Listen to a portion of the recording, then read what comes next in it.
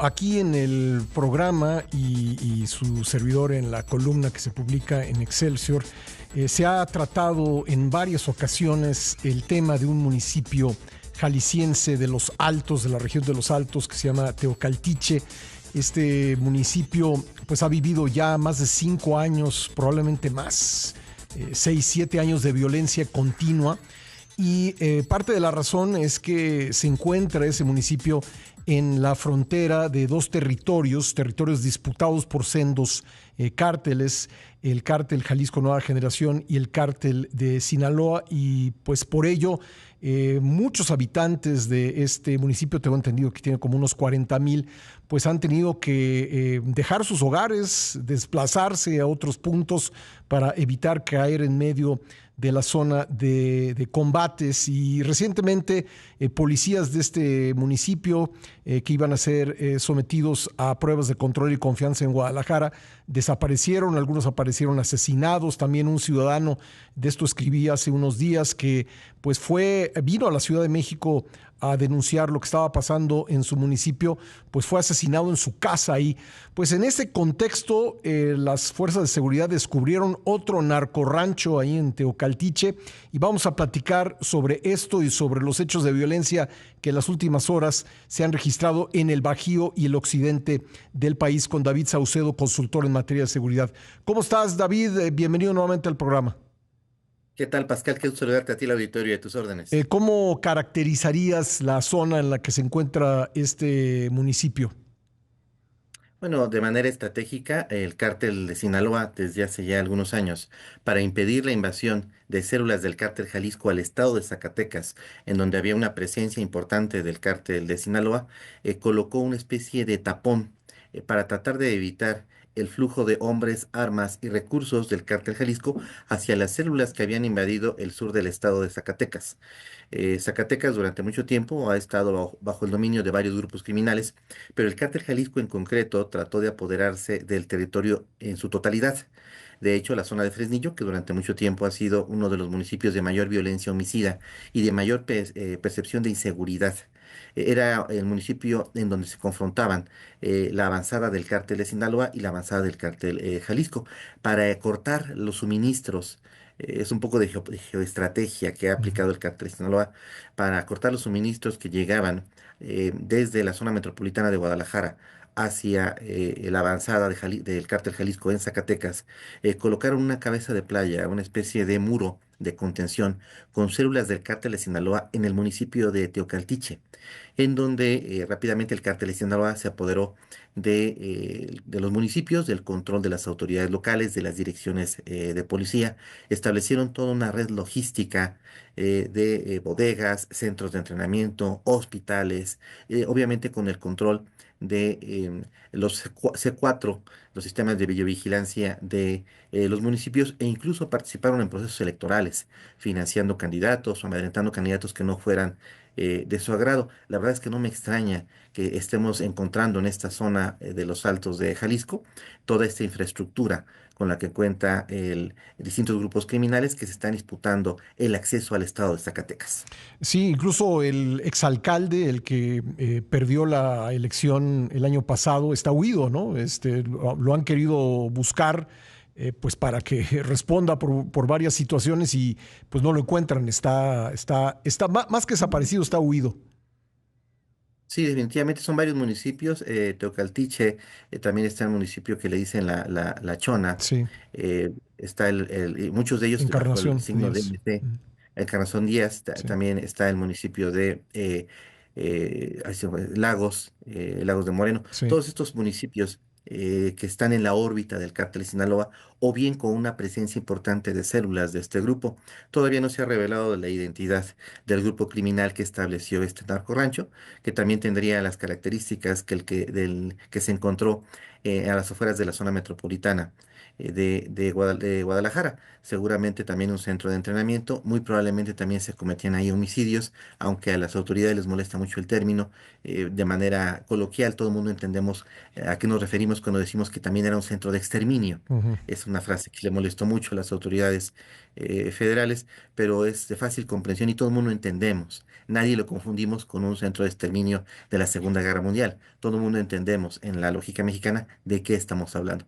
Entonces, muy probablemente también se trate de un centro de exterminio en donde se capacitaba a posibles reclutas para uno u otro grupo criminal, y aquellos jóvenes que no pasaban por las pruebas físicas muy extenuantes, lamentablemente serían asesinados.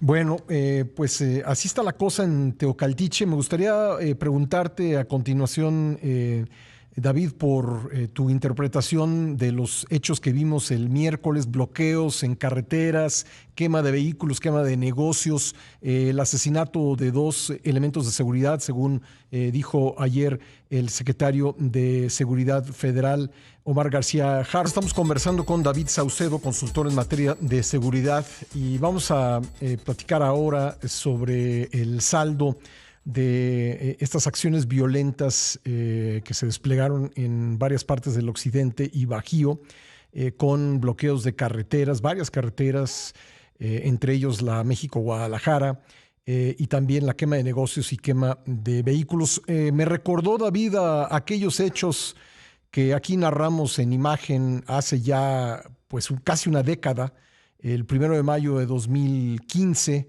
hechos violentos en muchas partes del estado de Jalisco, y donde incluso se derribó un helicóptero militar por parte de los grupos criminales. ¿Cuál es tu balance de lo sucedido? Coincido plenamente con tu apreciación, Pascal. La explicación del secretario Omar García Harfuch es inverosímil. El día de ayer dijo que dos grupos criminales se habían enfrentado y que esto había provocado los narcobloqueos en tres estados del país. En esos tres estados de referencia, Guanajuato, Michoacán y Jalisco, no hay dos grupos criminales, hay cuando menos ocho. Ujú. El cártel Nueva Plaza, el cártel de Sinaloa disputando el control del estado de Jalisco al cártel Jalisco, una constelación de mafias locales, los Viagras, los Blancos de Troya, los Caballeros Templarios, la familia michoacana, los Cárteles Unidos en Michoacán, peleando en contra del cártel Jalisco Nueva Generación. Y en el caso de Guanajuato, nuevamente el cártel de Sinaloa en alianza con la mafia local, el cártel de Santa Rosa de Lima, disputando el control de la actividad delictiva del cártel Jalisco. No hay ningún grupo que tenga como tal una presencia en los tres estados, Ujú. aparte del cártel Jalisco. Es decir, no tiene lógica, no tiene sentido lo expresado por el secretario. De igual manera, los grupos criminales no se enfrentan unos a otros realizando narcobloqueos. La mayoría se realizaron incluso tierra adentro del cártel Jalisco. No tendría sentido que el cártel Jalisco quemara su propia casa.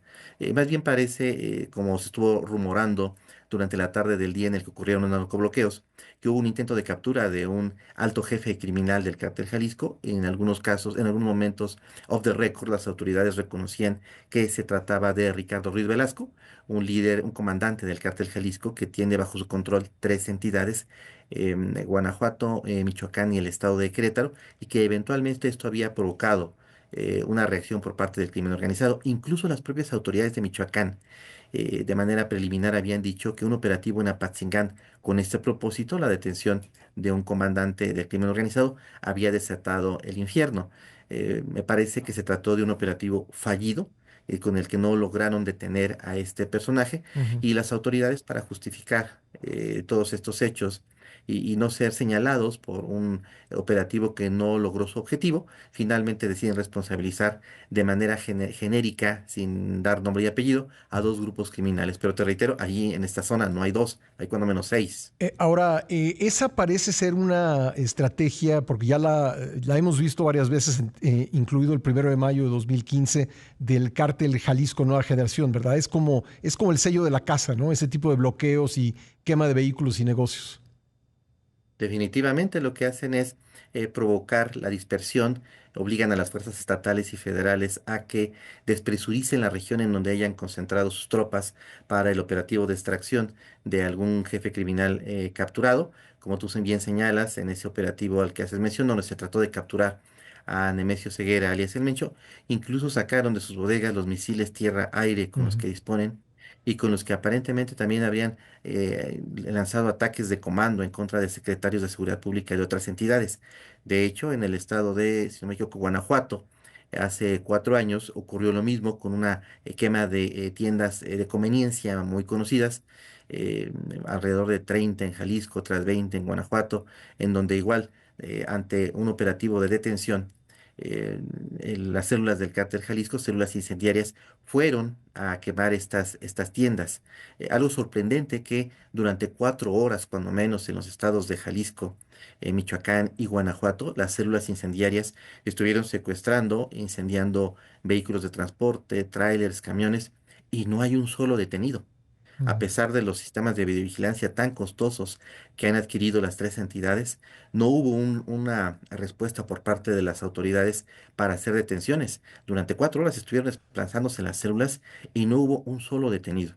E incluso, bueno, ahora las autoridades alzan el puño victoriosos, diciendo que fue un operativo exitoso la recuperación de las carreteras, pero las recuperaron 3, 4 horas después de que comenzaron los incendios.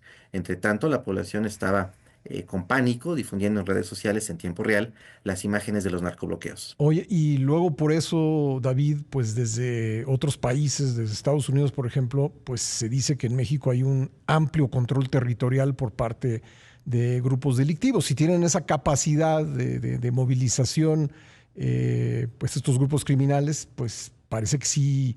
No sé a qué porcentaje del territorio llegue, pero pues sí es importante. Pues desgraciadamente se nos terminó el tiempo, David, pero te agradezco como siempre que nos hayas podido acompañar para dar tu punto de vista como conocedor de los hechos que se vivieron ayer jueves y sobre todo el miércoles. Gracias a ti, Pascal. Te mando un abrazo. Gracias igualmente, gracias David Saucedo, consultor en materia de seguridad.